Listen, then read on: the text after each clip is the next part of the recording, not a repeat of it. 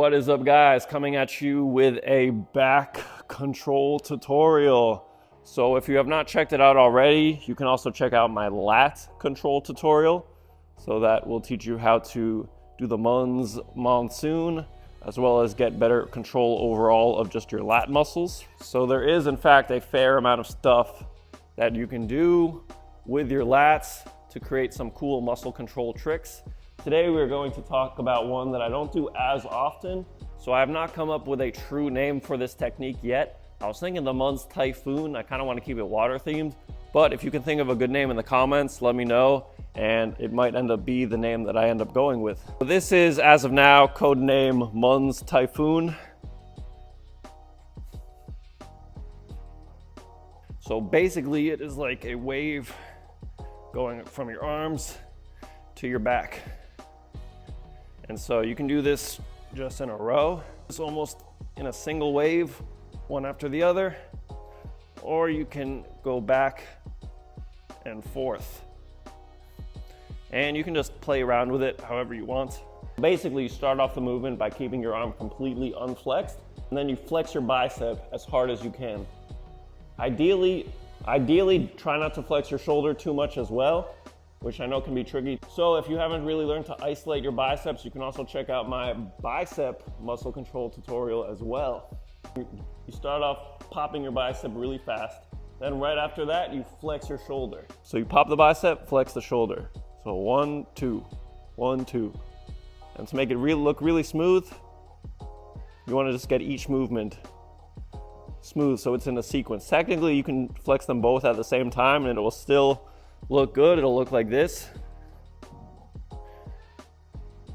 And it's definitely easier to do it that way. So you want to take it in steps until you have each section down. And after you flex the bicep and shoulder, or just your arm all together, then you want to flex just the left part of your back. Left part of your back. So you want to be able to flex your back.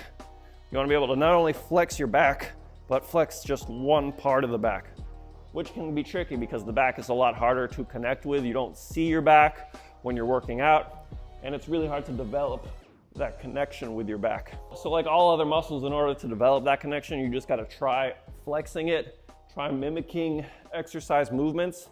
So really focus on pulling back with your elbows. And even when you're doing any type of row, focus on squeezing your back, even doing a higher rep set, just so you can feel that burn and feel where you connect with your back. Also, when doing your back movements, you can focus on pulling with your pinky and your ring finger. Still use your other fingers too, but focus on pulling with those.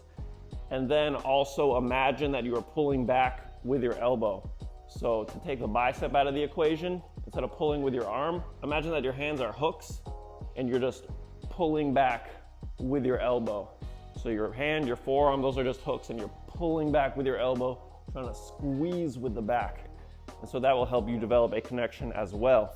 One other thing you can do is take your thumb off the grip when you're doing a back exercise. When you take your thumb off of the handle, you're activating your forearm and your bicep a little bit less, so you can also focus on pulling purely with your back. Another thing you can do to develop that connection is just trying to practice flexing your back after each set that you do. So instead of just being on your phone and scrolling in between sets, focus on trying to flex your back and feel your back.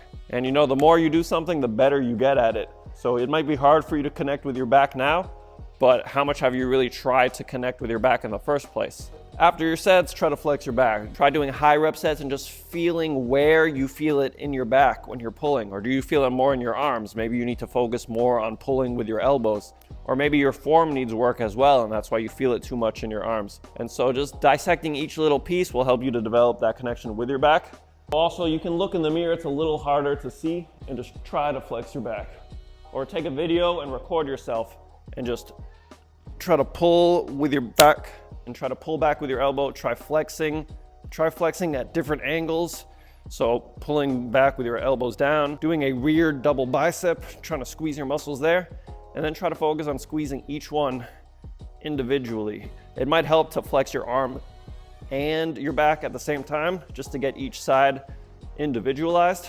But eventually you want to build that connection to flex only your back, so that you can combine it with your bicep and shoulder flex. So you do bicep, shoulder, and then each part of the back individually. So bicep, shoulder, back, other part of the back, shoulder, bicep. And so it's gonna be a little tricky. So then you just wanna put that all together. So arm, shoulder, back, back, shoulder, bicep, shoulder, back, back, shoulder, bicep.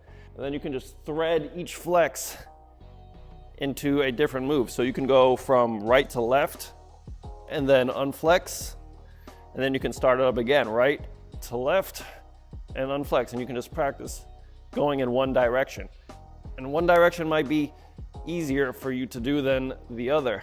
But what looks really cool in my opinion is going from the right, flexing, letting go from right to left, and then going from left to right, and then unflexing to the right. And so you got this wave motion going back and forth. But you can play around with it. You can go from right to left. You can go right to left, left to right, and play around however you want. You can even try to do other things like try to make it trickier or practice by just doing your bicep, right back, right bicep, etc.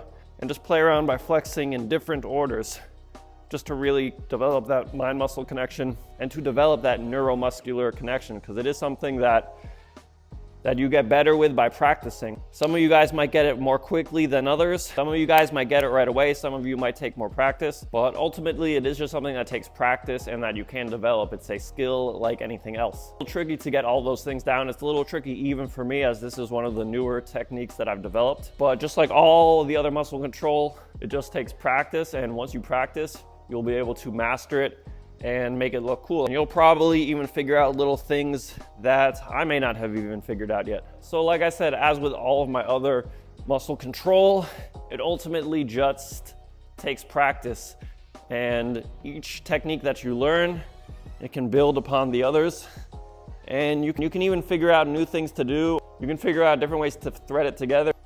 Even doing multiple different things at once. Let me know what you guys think, what you want to see more of. There are still some other muscles I have not covered and some advanced techniques that I have not gone over yet as well. Be sure to like, subscribe, and leave a comment. Let me know what you think and what you want to see more of, because I do take that into consideration for my future videos. So much love to you guys, and as always, let's get these gains, let's get these waves.